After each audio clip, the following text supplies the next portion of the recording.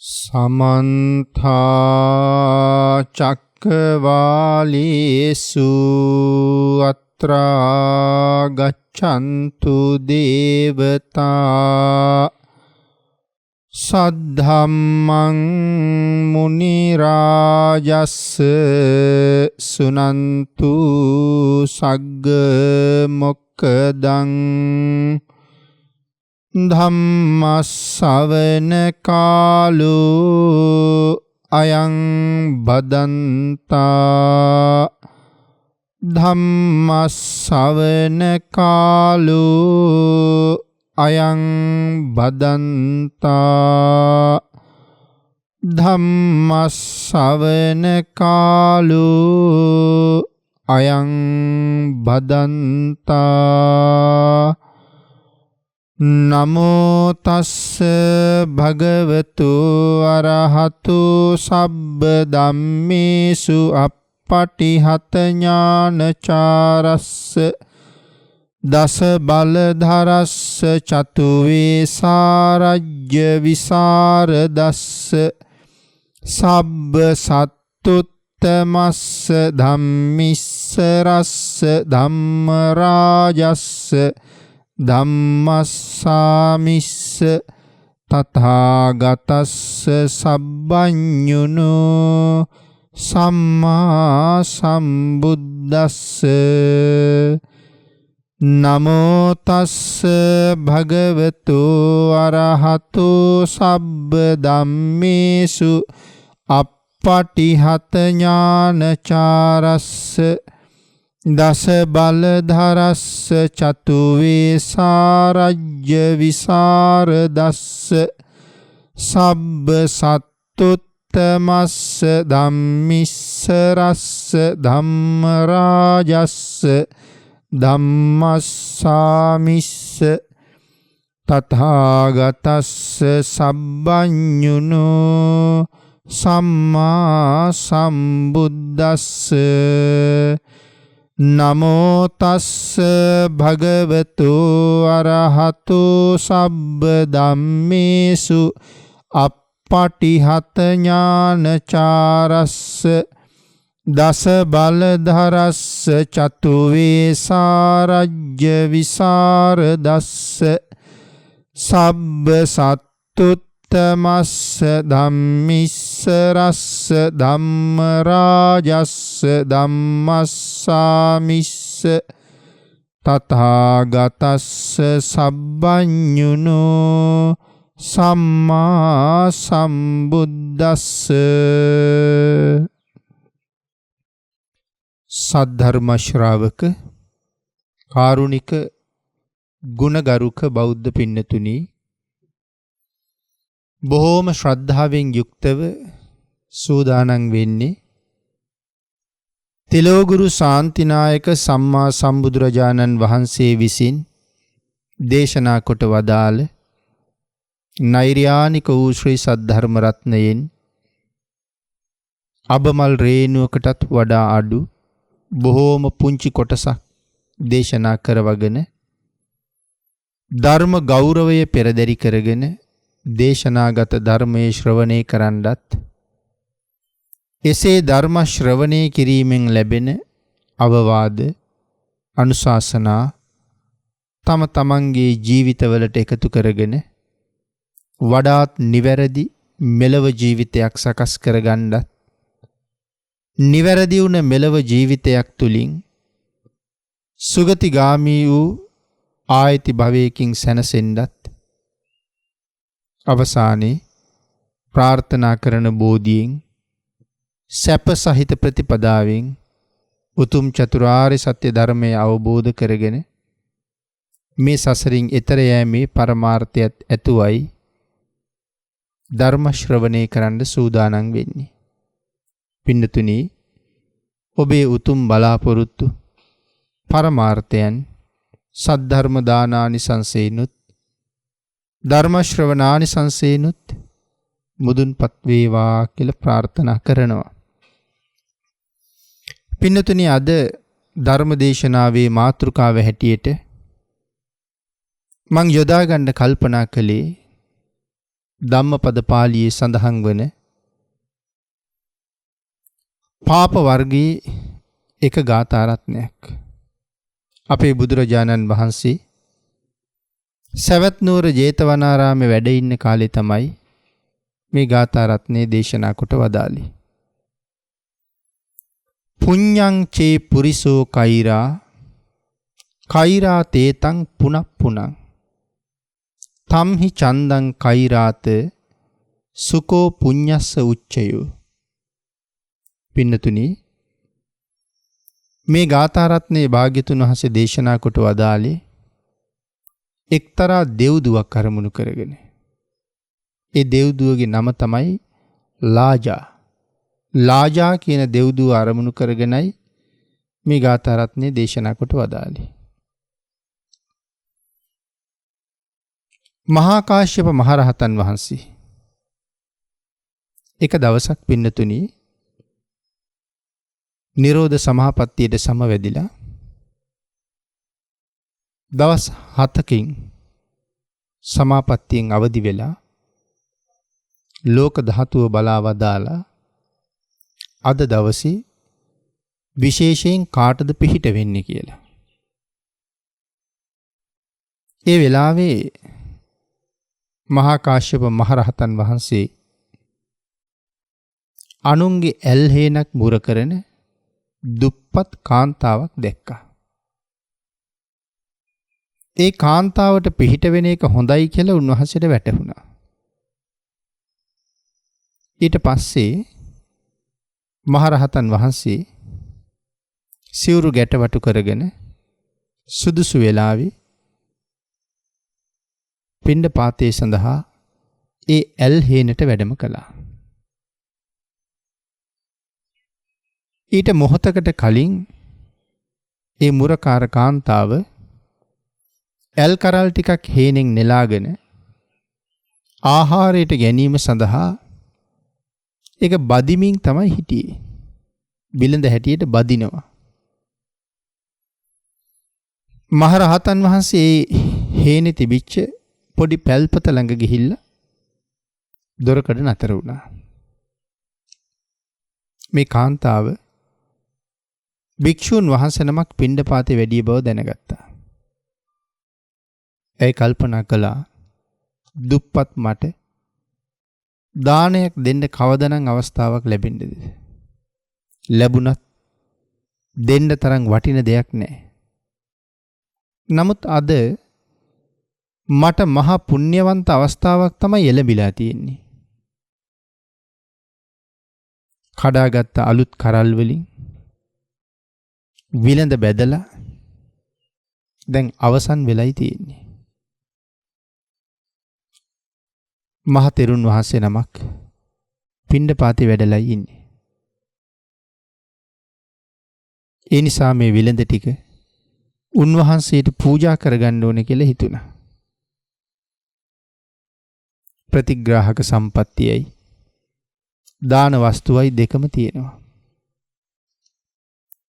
බොහෝම සතුටින් විලඳ ටික අරගෙන ගිහිල්ලා මහරහතන් වහන්සේට පූජා කළා.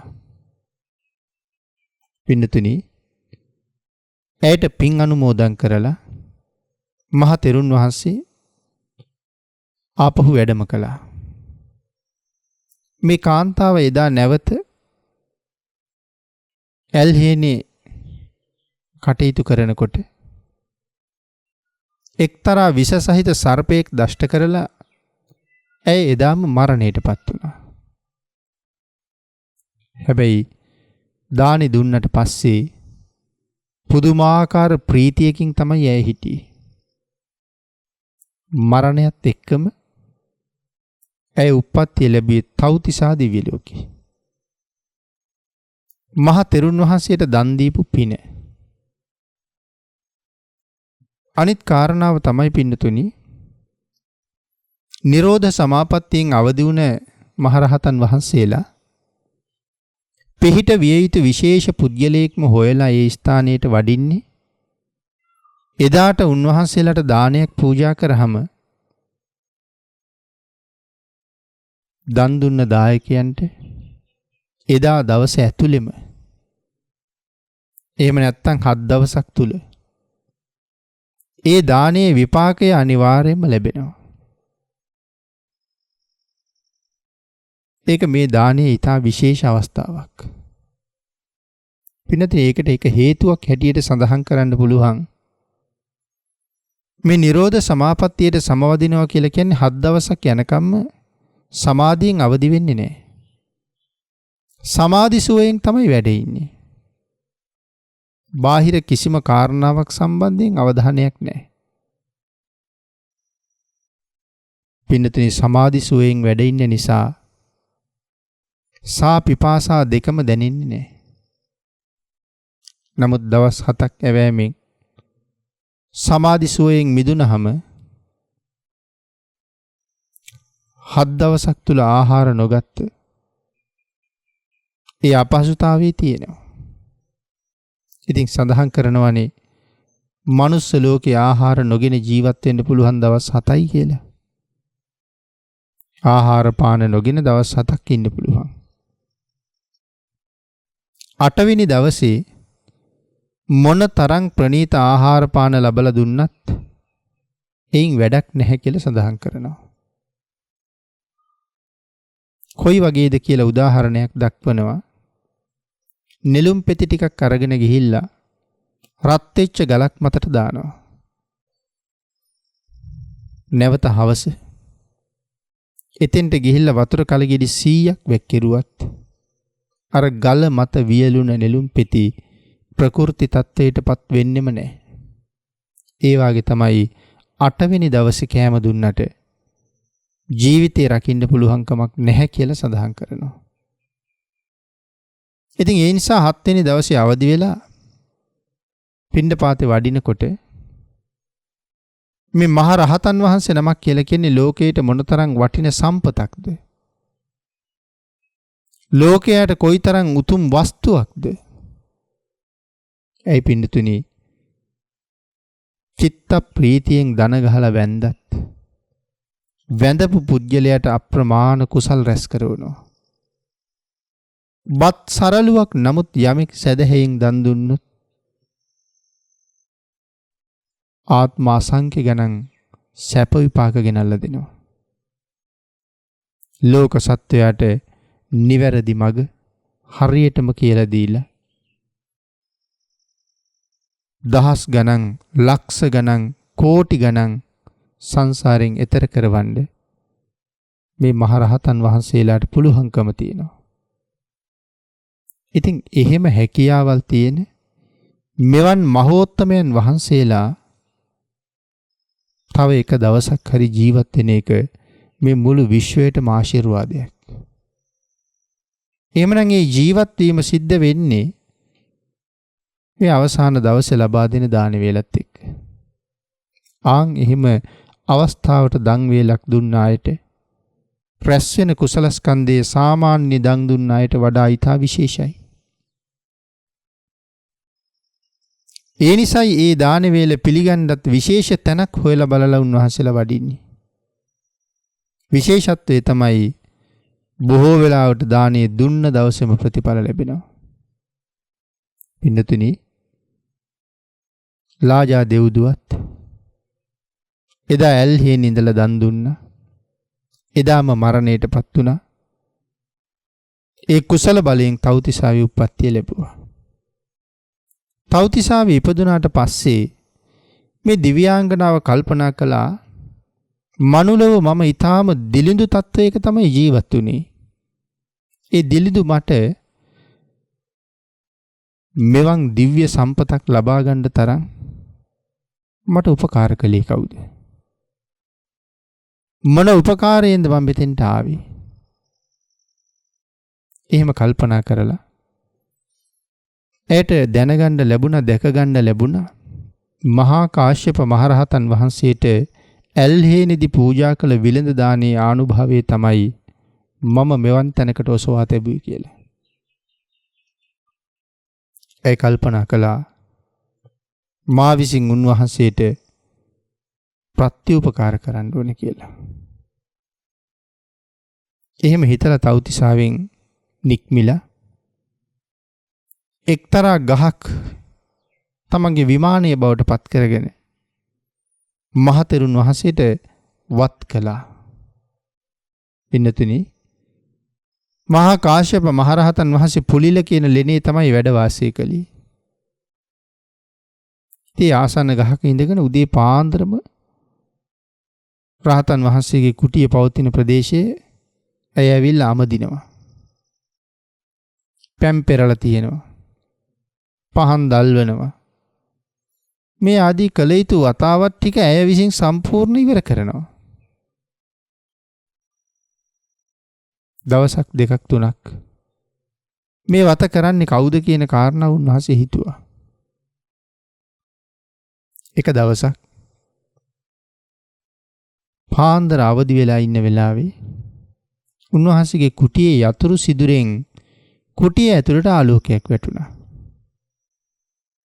උන්වහන්සේ හිමිහිට දොර ඇරලා කතා කරලා ඇහුවා කවුද මළුව අමදින්නේ කියලා. ඇය සඳහන් කළා ස්වාමීනි මම. පහුගිය දවසක ඇල්හේනක ඔබ වහන්සේට විලඳ පූජා කළ දුප්පත් කාන්තාව. එදා ඔබ වහන්සේට දම් පූජා කරපු පිනෙන් ස්වාමීනි මම තව්තිසාව ඉපදුණා. එවන් තැනකට යන්න මට මඟ පෙන්වුවේ ඔබ වහන්සේ. ස්වාමීනි මහා කාශ්‍යපයන් වහන්සේ මම විසින් මහා කාශ්‍යපයන් වහන්සේට ප්‍රත්‍යූපකාර කළ යුතුයි කියලා මං කල්පනා කළා. ඒ නිසා මම ඔබ වහන්සේ විසින් කළ යුතු මේ වත් ටික මා විසින් සිදු කරනු ලැබුවා. මේ ආදි වශයෙන් කරුණු පැහැදිලි කරාම මහතෙරුන් වහන්සේ සඳහන් කළා දේවතාවියනි වත් කළා ඇති. අදින් පස්සේ නම් මගේ කුටියේ පැත්ත පලාතටවත් එන්න එපා කියලා. ඒ කාරණාවෙන් ඇයට බොහෝසේ දුක හිතුණා. ඇය බොහෝම දුකින් හඬමින් පශ්චත්තාපයට පත් වෙමින් හිටියා. අපේ භාග්‍යතුන් වහන්සේ මේ සිදුවීම දැක්ක පින්නතුනි. බුද්ධ රශ්මි ජාලාවක් විහිදවලා භාග්‍යතුන් වහන්සේ ඇය ඉදිරියේ පෙනී හිටියා. දුකට ਸੰతాපයට හේතුව අහපුවාම ඇය භාග්‍යතුන් වහන්සේට සියලු කරුණු කාරණා පැහැදිලි කළා. ඇගේ කතාව අහගෙන ඉඳලා තමයි අපේ භාග්‍යතුන් වහන්සේ අපි මුලින් මාතෘකා කරගත්ත ගාථා රත්නය දේශනා කොට වදාළේ. පුඤ්ඤං චේ පුරිසෝ කෛරා තේතං පුනප්පුනං තම්හි චන්දං කෛරාත සුකෝ පුඤ්ඤස්ස උච්චයෝ. මේ ගාථා රත්නයෙන් සඳහන් කළා යම් පින්කමක් කළේ නම් එය නැවත නැවතත් කරන්න. කුසල් රැස්වීම සැපයටම හේතුවක් කියලා. පින්නතුනි අපි මේ ධර්ම කාරණාව තව ටිකක් සාකච්ඡා කරමු. පුඤ්ඤං චේ පුරිසෝ කෛරා. මෙලව උපන් සත්වයා විසින් බොහෝ කුසල් රැස් කරගත යුතුයි. කුසලය කියලා කියන්නේ සැපයට නමක්. කුසල් රැස් වෙනවා කියලා කියන්නේ සැප රැස් වෙනවා කියන එකයි. මේ කුසලය අපේ මෙලව ජීවිතයත් යම් ප්‍රමාණයකට සුවපත් කරනවා. මරණින් පස්සේ අති දීර්ඝ කාලයක් දෙව් මිනිස් දෙගතියේ උපද්දවලා බොහෝ සැප සම්පත් සාධනය කරනවා. ඒක තමයි කුසලයාගේ හැටි. මා පුණ්‍ය භායි සූත්‍රයේ දේශනා කොට වදාළි මහණෙනි පිනට බය නොවව්. මහණෙනි යමෙක් පින් නැත්තම් කුසල් රැස් කරනවා කියලා කියන්නේ සැපය රැස් කිරීමක් කියලා දේශනා කොට වදාළා. පින්නතුනි පින සහ කුසලය කියලා කියන්නේ දෙකක් නෙමෙයි එකක්. බොහෝ දෙනා මේ කාරණාව දෙකක් කියලා හිතාගෙන ඉන්නවා. නමුත් ත්‍රිපිටකයට අනුව අට කතාවට අනුව ඕන තරම් සාධක පෙන්වන්න පුළුවන්. පින සහ කුසලයේ කියන්නේ දෙකක් නෙමෙයි එකක් කියන බව. එනිසා පින් කීවත් කුසල් කීවත් එකම කාරණාවම තමයි. නමුත් වර්තමාන මිත්‍යා දෘෂ්ටියක් තියෙනවා. පින් කියන්නේ වඩන දේවල් වලට. කුසල් කියන්නේ වඩන දේවල් වලට. පින් කියන්නේ කරන දේවල් වලට කියලා. එහෙම නැත්නම් පින් කියලා කියන්නේ මේ ලෞකික ලෝකේ සැප විඳීම සඳහා කරගන්න දේවල්. කුසල් කියලා කියන්නේ සසරින් එතර වීම පරමාර්ථය කරගෙන කරන දේවල් වලට කියලා. නැහැ පින්නතුනි. ධර්මයට අනුව නම් මේ දෙකම එකක්. එහෙමනම් මෙලව උපන් සත්වයා විසින් බොහෝ කුසල් කරගත යුතුයි කියලා දේශනා කොට වදාලා. මේ කාලේ පින් කරන්නම තියෙන කාලයක් නෙවෙන්නතුනි. නොකල් අටෙන් මිදිලා ඉපදිච්ච අපි පින් කරගන්නේ නැත්තම් කොයි තරම් අවාසනාවන්තද? මොනවද මේ නොකල් අට කියලා කියන්නේ? හුඟක් දෙනා බණ අහලා නොකල් අට මොනවද කියලා දන්නවා. නරක තිරිසන් പ്രേත සතර අපායේ මේ ස්ථානවල ඉපදුනහම පින් කරගන්න බෑ. එක දිගට දුක් විඳින්න තමයි තියෙන්නේ. එන පින්කම් කළ නොහැකි කාල 8න් 3ක්. අරූප තලය හා නැත්නම් අරූප ලෝක 4 සහ අසඤ්ඤ තලය. ඒත් පින් කරගන්න බැරි තැන්. පින්නතුනි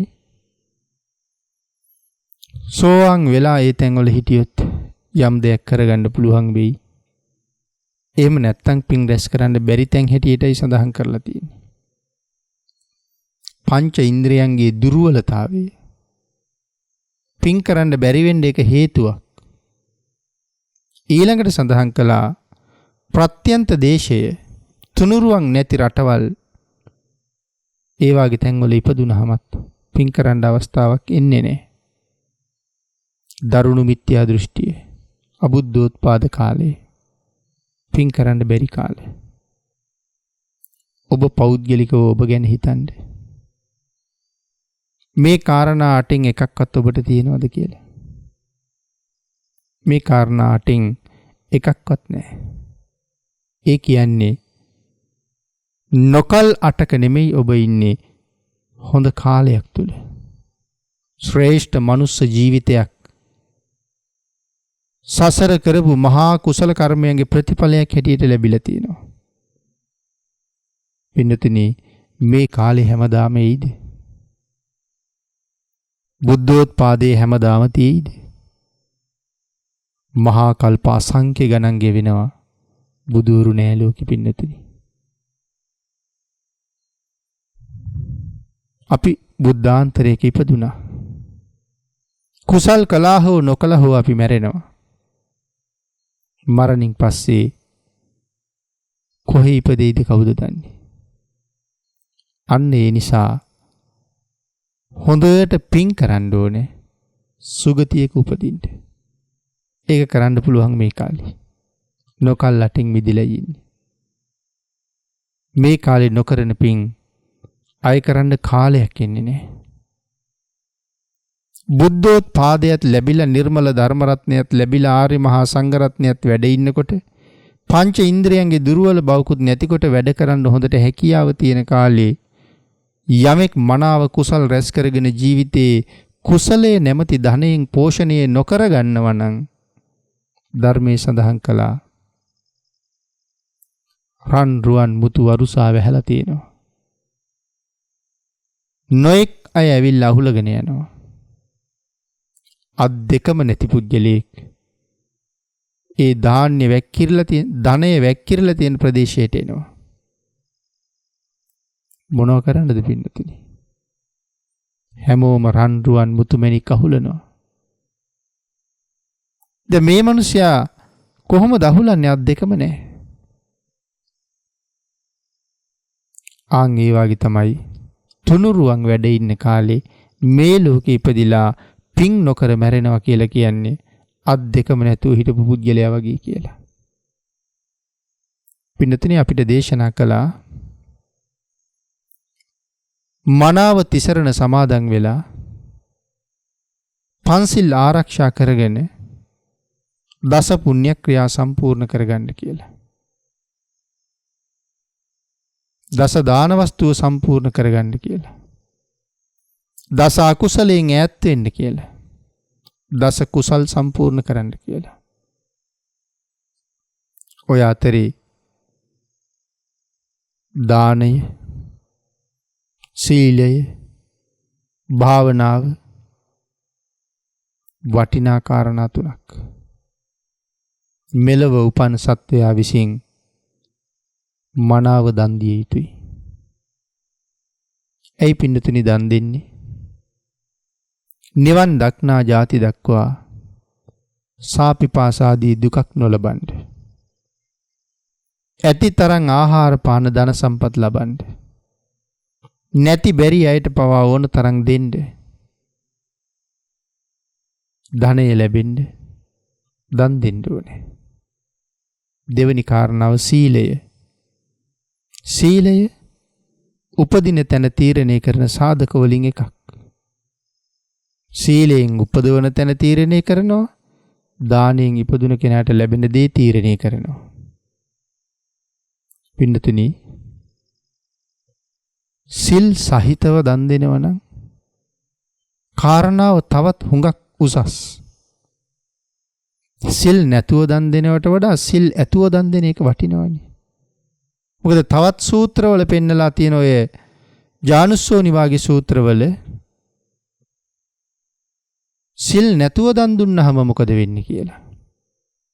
ඇත්තු වෙලා උපදිනවා, අස්සයෝ වෙලා ඉපදිනවා, වෘෂභයෝ වෙලා ඉපදිනවා, සුනකයෝ වෙලා ඉපදිනවා.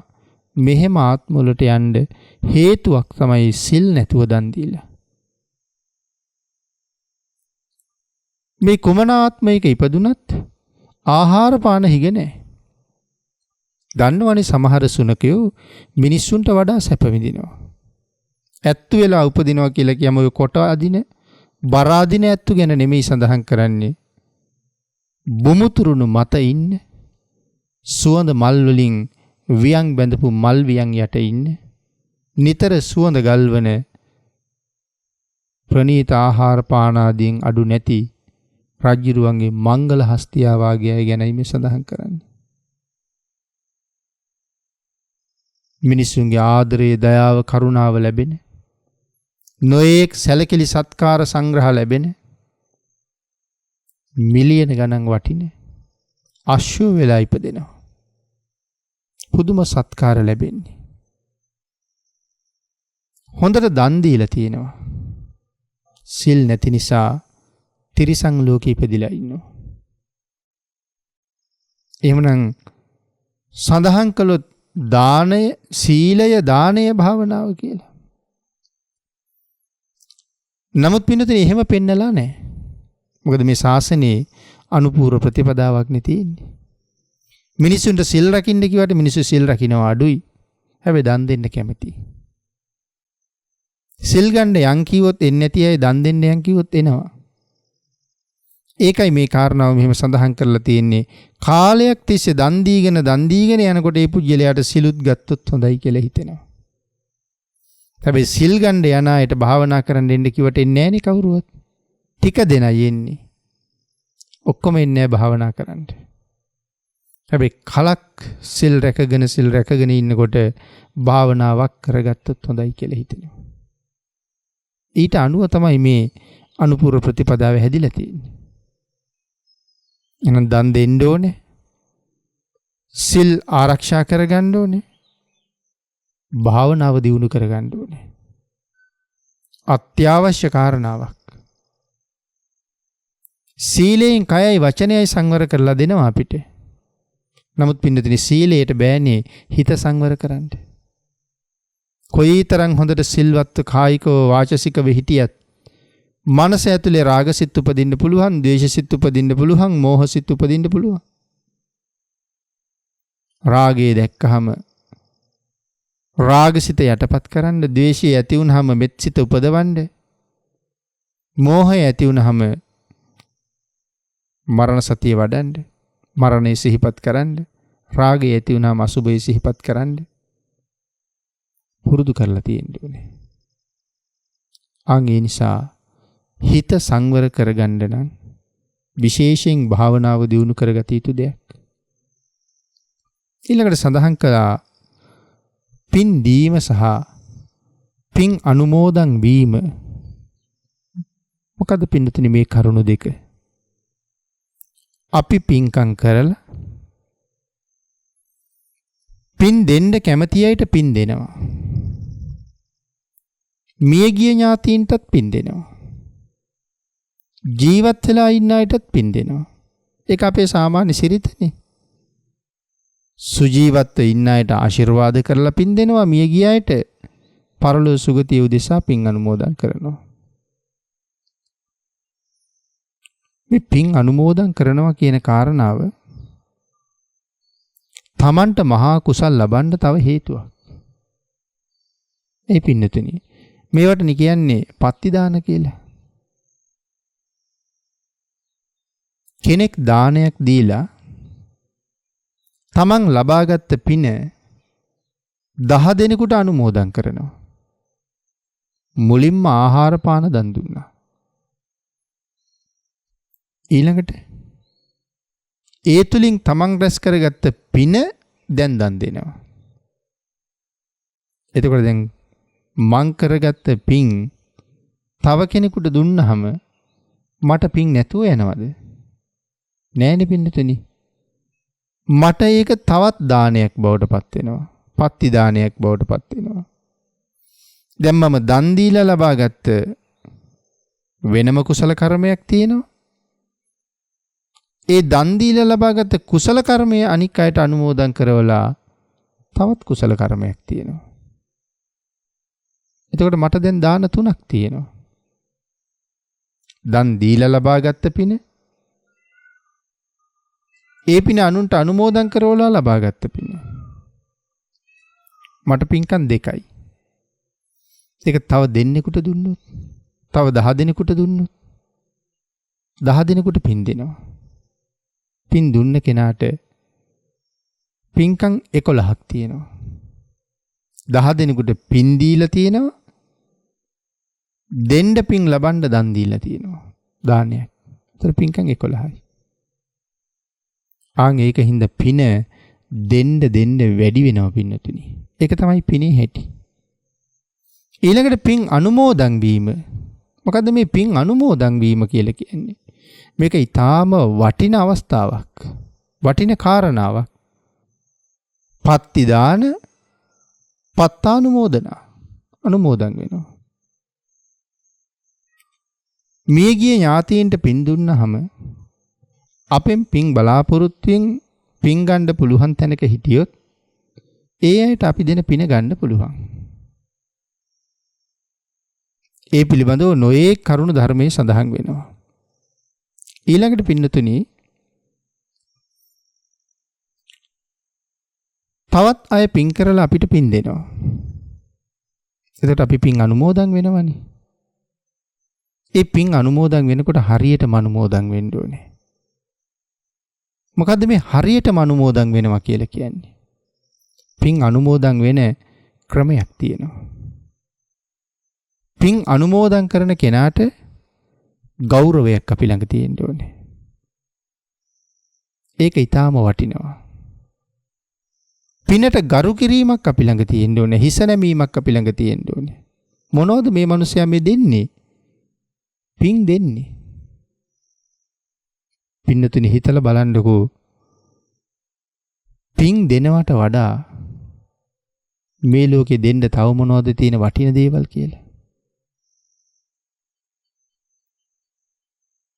කිසි දෙයක් වටින්නේ නැහැ. රන් රිදී මුතු මැණි සල්ලි මිල මුදල් මොනව දුන්නේ නැතත්, තෑගි භෝග කොව්ව දුන්නේ නැතත්, පින් දෙන එක වටිනවා. ලක්ෂ ගණනින් කෝටි ගණනින් තෑගි දුන්නත් එක සුළු පින්කමක් කරලා අනුමෝදන් කරන පින ඊටාම වටිනවා.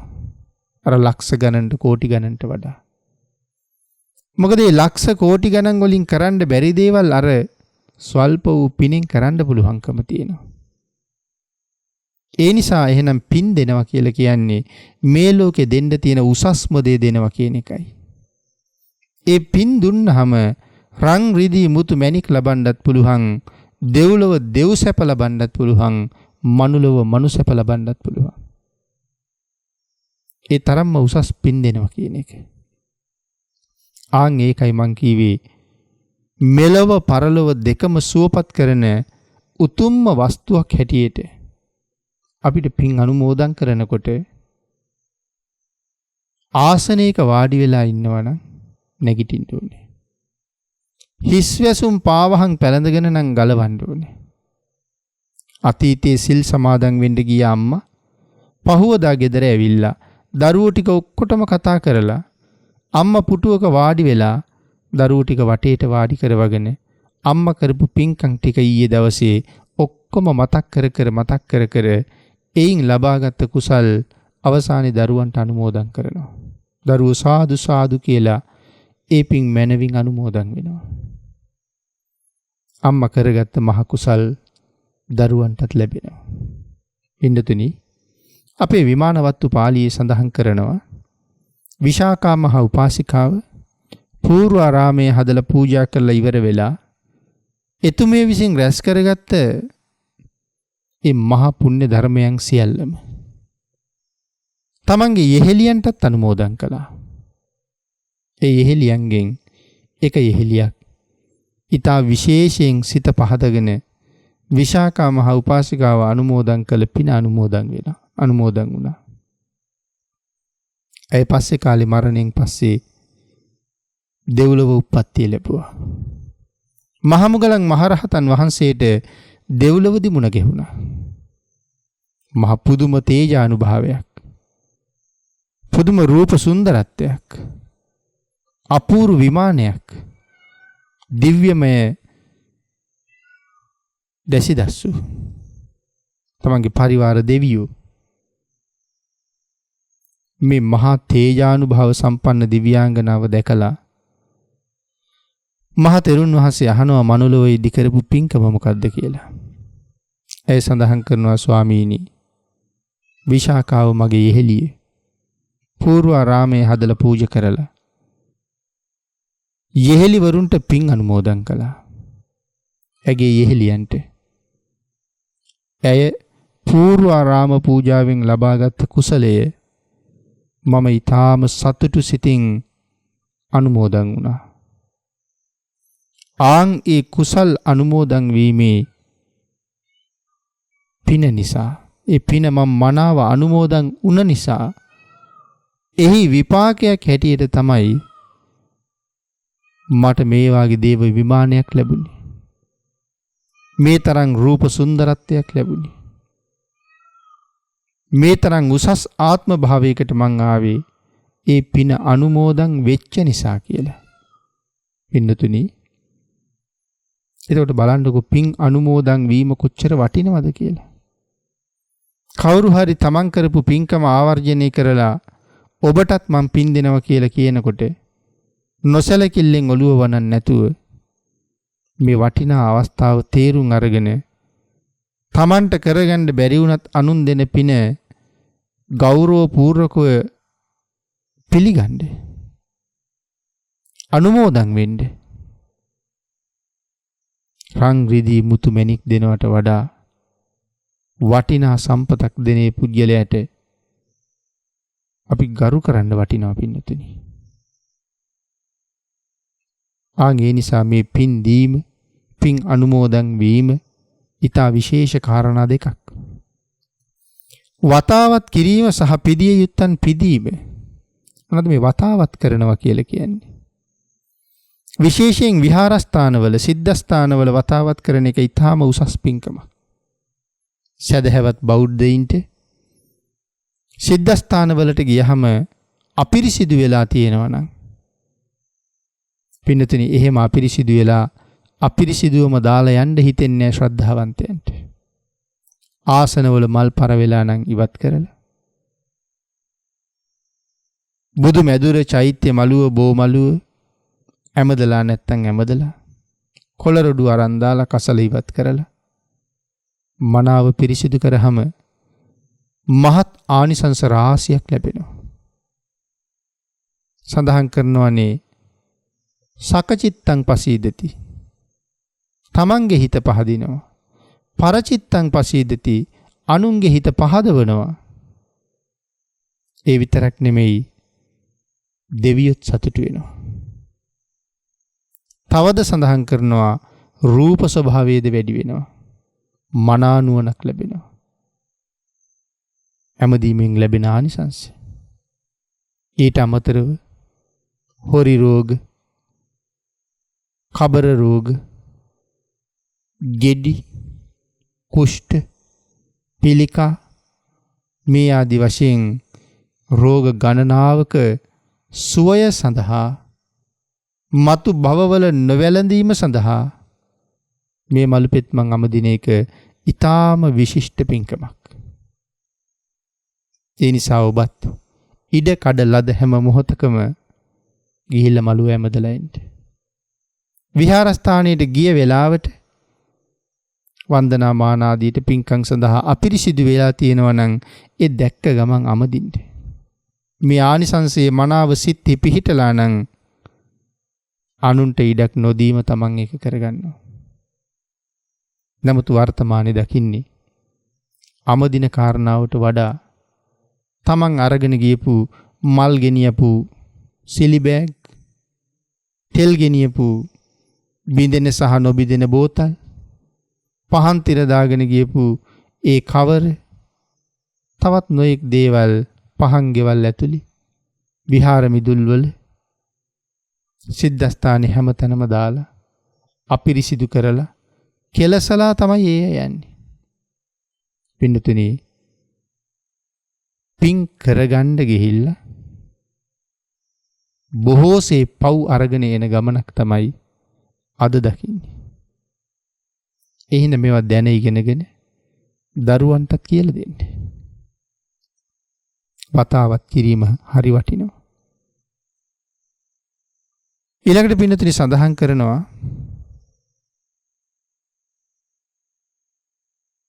මේ වතාවත් කිරීමේදී ආනිසංස පහක් ගැන අපි කීවා. තමන්ගේ සිත පහදිනවා මනාව ඇමදුවහම. ලස්සනට මිදුලා ඇමදුවහම හිතේ පුදුම නිදහස් බවක් තියෙනවා. ඒ පිරිසිදු ඇමදීම දිහා බලහම හිත සංසුන් වෙනවා. තමන්ගේ හිත සතුටු වෙනවා විතරක් නෙමෙයි අනුන්ගේ හිතත් සතුටු කරවනවා. දකින්න අයත් සතුටු වෙනවා. ධර්ම කාරණා ගොඩක් තියෙනවා මේ කරුණ පැහැදිලි කරන්න. පින්නතුනි එක භික්ෂුන් වහන්සේ නමක් සෑමලුව ඇමදලා හරිම ලස්සනට පිළිවෙලට සෑමලුව ඇමදලා උන්වහන්සේ ඒ මලුව දිහා බලාගෙන බුද්ධ ආලම්බන ප්‍රීතියේ උපදවමින් ඉන්නවා. මාරයා කල්පනා කළා මොහුට ප්‍රීතිය උපදවන්න දීලා බෑ. අරහත්ත්වයට යයිද දන්නේ. කළු වඳුරෙක් වගේ ඇවිල්ලා මලුව පුරාම දුවලා මලුව හැඩි කරලා ගියා. දෙවනි දවසෙත් ඇමදුවා. ගවයෙකු ගෙවෙස් අරගෙන ඇවිල්ලා මලුව දඟලලා මලුවේ ගොම විසි කරලා ගියා. තුන්වෙනි දවසෙත් ඇමදුවා. කකුල් දෙකම කොර වෙච්ච පුජ්‍යලයක ඇවිල්ලා පාද දෙක ඇදගෙන මලුව වටේම ගිහිල්ලා. තෙරුන් වහන්සේ කල්පනා කළා මේ අහල කිසිම ප්‍රදේශයක මෙහෙම පුජ්‍යලයක් දැකලා නැහැ. අදමයි දැක්කේ. ඒ නිසා ඇහුවා උඹ මාරයා නේද කියලා. ඔව් කීවා.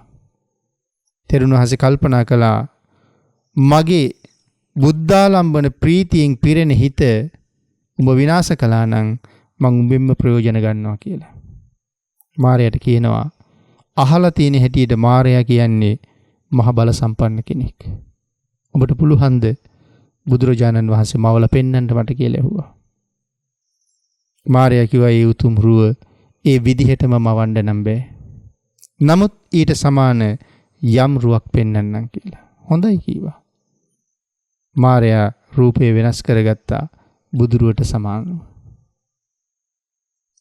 මහතෙරුන් වහන්සේ කල්පනා කළා කෙලෙස් සහිත මාරයා භාග්‍යතුන් වහන්සේගේ රුවෙන් පෙනී හිටිනකොට මොනතරම් ලස්සනද? කෙලෙස් සහිත මාරයා පෙනී හිටිනකොට මේ තරම් ලස්සන නම් නික්ලේශී භාග්‍යතුන් වහන්සේ කොහොම වෙන්නේ නැද්ද? හිතේ ඉපදුන ප්‍රීතියත් එක්කම සව් කෙලෙස් නැති කළා උන්වහන්සේ. මාරයා අහනවා ස්වාමීනි ඔබ වහන්සේ මන් රැවට්ටුවා නේද කියලා. මහතෙරුන් වහන්සේ සඳහන් කළා ඔබ වැන්න උන් රවට්ටලා මට ඇති වැඩේ මොකද්ද මාරේ කියලා. අනුන්ගේ හිතත් පහදවනවා. දෙවියොත් පහදිනවා මනාව ඇමදුවාම. එක විහාරයක භික්ෂුන් වහන්සේ බොහොම ලස්සනට සෑමලුව බොමලුව අමදලා පැම් පහසු වෙලා වන්දනාවට එනකොට බොහොම මනාව ලස්සනට ඇඳගත්ත ලස්සන රූප සම්පත් තියෙන පිරිසක් මලුවට රැස් වෙලා මල් අතේ තියාගෙන ඉන්නවා. තෙරුන් වහන්සේ ඇහුවා කවුද? කොහේ ඉඳලා දෙන්නේ? මල් පූජා කරන්න ආවද කියලා. ස්වාමීනි අපි ඒ තරම් දුර නෙමේ ස්වාමීනි අපි මේ ළඟමයි ඉන්නේ. ඔබ වහන්සේට මල් දීලා යන්න ආවා. කවුද කියලා ඇහුවා. සඳහන් කරනවා ස්වාමීනි මේ විහාරස්ථානයේ ආරම්භ කරපු දවසේ ඉඳලා මේ තරම් ලස්සනට මළුව ඇමදපු කෙනෙක් නම් හිටියේ නෑ. වත කරපු කෙනෙක් හිටියේ නෑ. ඔබ වහන්සේ ඒ වත අපූර්වට කළා ස්වාමීනි. අපිට සතුටුයි ඔබ වහන්සේ ඇමදපු මළුව දැකලා. අපි මේ අවට ඉන්න දෙවිවරු. ඔබ වහන්සේට මල් දෙන්නයි ආවේ.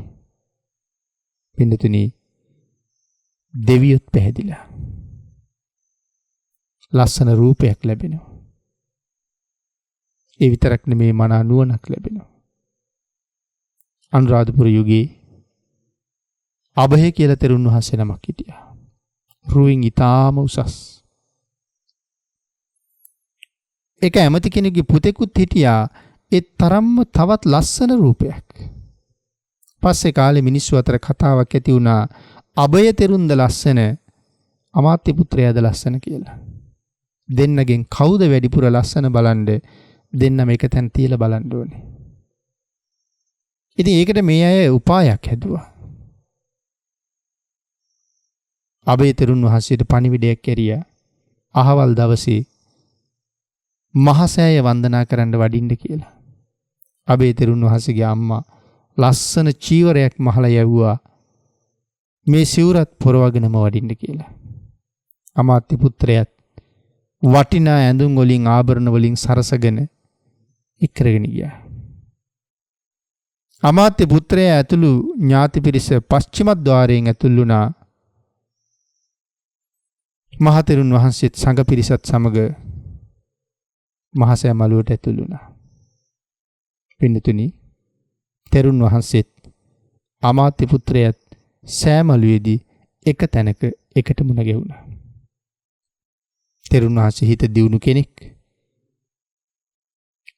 උන්වහන්සේ අමාත්‍ය පුත්‍රයාගෙන් අහනවා මහලු භික්ෂුවක් ඇමදපු මළුවේ රොඩු ටික අයින් කරලා මගෙත් එක තරඟ කරන්න හදනවද කියලා. මොකද්ද මේ කතාව? පෙර භවයක අභය තෙරුන් වහන්සේ මහතෙර නමක්මයි. අමාත්‍ය පුත්‍රයා එදා කාලේ උසස් ගුණ තියෙන උපාසක මහත්තයෙක්. තෙරුන් වහන්සේ ඇමදපු මළුවේ රොඩු ටික අයින් කරපු කෙනා තමයි මේ අමාත්‍ය පුත්‍රයා. ඒකයි අහන්නේ මහලු තෙරුන් ඇමදපු මළුවේ රොඩු අයින් කරලා මාත් එක්ක තරඟ කරන්න එනවද කියලා. රුව ගුණ දියුණු වෙනවා. මේ වතාවත් කරාම නුවණ වැඩෙනවට එක උදාහරණයක් මිලිඳු නාගසේන කතාව. එහෙනම් වතාවත් කරන එක හරි වටිනවා පින්නතුනි. පිදිය යුත්තන් පිදීම, උතුමන් පිදීම, මව්පියන් වැඩිහිටියන් විශේෂයෙන් තුනුරුවන් කෙරෙහි මනාව පිළිපදින අයට මේ ලෝකේ රැස් වෙන කුසලයේ බොහොම ඉහළයි. ධර්ම දේශනා කිරීම, දහම් ඇසීම ඊට ශ්‍රේෂ්ඨ පින්කම් දෙකක්. දහම් දෙසන්න උන්ට රැස් වෙන කුසලය මෙතෙකයි නිමාවක් නැහැ. බණ ඇහිමත් අතිශයින් උතුම් පින්කමක්. හරියට හිත පිහිටවාගෙන මනාව ධර්ම ශ්‍රවණය කිරීම දෙව්ලොව උපද්දවන්න තරම් මහත්ඵලයි. ඊළඟට පින්නතුනි, සම්‍යක් දෘෂ්ටික බව. මොකද්ද මේ සම්‍යක් දෘෂ්ටික බව කියලා කියන්නේ?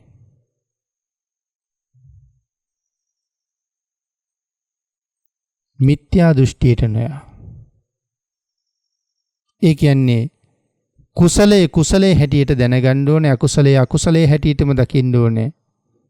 තුනුරුවන් හැටියටම දැනගන්න ඕනේ, තුනුරුවන්ගේ ಗುಣ දැනගන්නත් ඕනේ. මනාව රත්නත්‍රේ පිළිගන්නත් ඕනේ.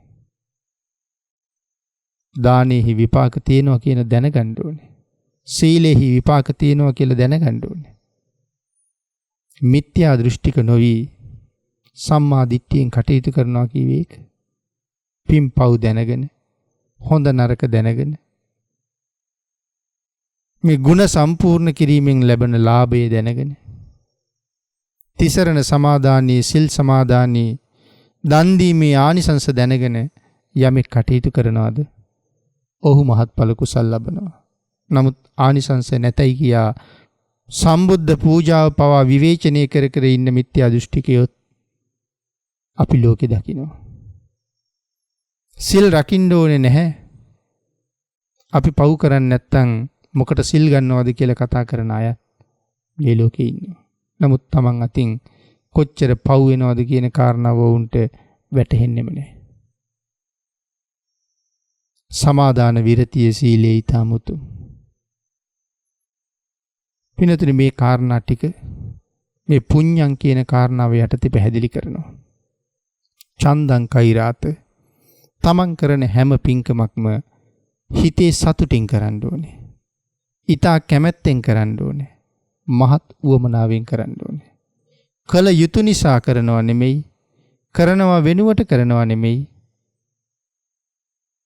කර්ම ඵලය අදහාගෙනම කරන්න ඕනේ. මෙසේ කුසල් රැස් කර ගැනීම මට ප්‍රයෝජනයක්. මේ රැස් වෙන කුසලය ආත්ම 100 ගණන්, දහස් ගණන් මාව සුවපත් කරනවා, ඔසවලා තබනවා. ඒ නිසා මම මේ කරගත යුතුයි. නැත්තම් දෛනිකව කළ යුතු නිසා කරනවා නෙමෙයි. අනුන්ගෙන් බැනුම් අහන්න වෙන නිසා කරනවා නෙමෙයි. නොදුන්නොත් චෝදනාවට, අවමානයට ලක් වෙන නිසා කළ යුතුයි නෙමෙයි. කර්මඵලය අදහාගෙන ඊටාම සතුටින් හැම පින්කමක්ම කරන්න. ඒ ඊටාම මහත්ඵලයි, මහානිසංසදායකයි. කැමැත්තෙන් පින් කරන්න. පින්නතිනි, සුකෝ පුඤ්ඤස්ස උච්චයෝ. කුසලයාගේ රැස්වීම, කුසලයාගේ උච්චතම බව සැපේ උසස් බවයි. එහෙම සඳහන් කළේ කුසලයාගේ රැස්වීම සැපයයි. ඒකනේ අපි මුලින් සිහිපත් කළේ, මහණෙනි පින් කරව, පිනට බය නොවව්. පින නම් සැපේට නමක්. මෙලව සැප විඳින්න කැමති වගේම අනාදිමත් කාලයක් සංසාරේ නිවන් දකින්නතුරු තව කොයිතරම් අපිට ඈතද කියලා අපි දන්නේ. අන්න ඒ නිසා පින් රැස් කරනවා කියලා කියන්නේ අනාගත ජීවිත ලක්ෂ ගණන්, කෝටි ගණන්, ප්‍රකෝටි ගණන් සැපෙන් පුරවනවා කියන එකයි. හුඟක් දෙනාට පින් කරන්න තමයි කාලයක් නැත්තේ. ඒ කියන්නේ අනාගතයේ සැපවත් කරගන්න තමයි කාලයක් නැත්තේ. මැරෙන දෙදොහට මේ ජීවිතේ සැපවත් කරන්න කියලා බොහෝ කාලය වැය කරලා තියෙනවා. නිකරුණේ කාලය ගත කරනවා. පින් කරන්න ගියාම කාලයක් නැහැ. බණ අහන්න ගියාම වෙලාවක් නැහැ. දන් දෙන්න, සිල් ගන්න ගියාම ඉඩක් තිබුණොත් එන්නම් කියලා කියනවා. නැත්තම් බලන්නම් කියලා කියනවා. බුද්ධෝත්පාදයක ඉපදිලා අඥානයන්සේ කටයුතු කරන අහිංසකයන්ගේ හැටි. පින්නතුනි, ඒකටත් හේතුවක් තියෙනවා. මොකද්ද හේතුව? පින් කරගන්නත් පිනක් තියෙන්න ඕනේ. ඒක හොඳට දැනගන්න ඕනේ. පින් කරගන්නත් පිනක් තියෙන්න ඕනේ. ඒ පිනත් නැත්තම් පින් කරන්න හිතෙන්නේ නැහනේ. එහෙනම් උන්ට අනුකම්පා කරන එක තමයි කරන්න තියෙන්නේ. ගාථා රත්නයට අනුව බොහොම සතුටින් නැවත නැවත කුසල් රැස් කර ගැනීම සසර සුවයට හේතු වෙන නිසා කරුණු කාරණා කෙටියෙන් දැනගත්තා. බොහෝ කරුණු කෙටියෙන් දැනගත්තා. පිනතිනේ කරුණු වලට අනුව මහ කුසල් රැස් කරගෙන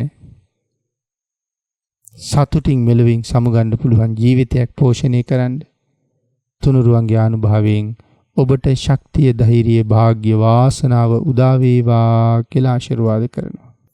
ආකාසට්ඨා ච බුම්මට්ඨා දේවා නාග මහිද්దికා පුඤ්ඤන්තං අනුමෝදිත්වා චිරං රක්ඛන්තු ලෝක සාසනං දේවෝ වස්සතු කාලේන සස්්‍ය සම්පatti හේතුච පීතෝ භවතු ලෝකෝ ච රාජා භවතු ධම්මිකෝ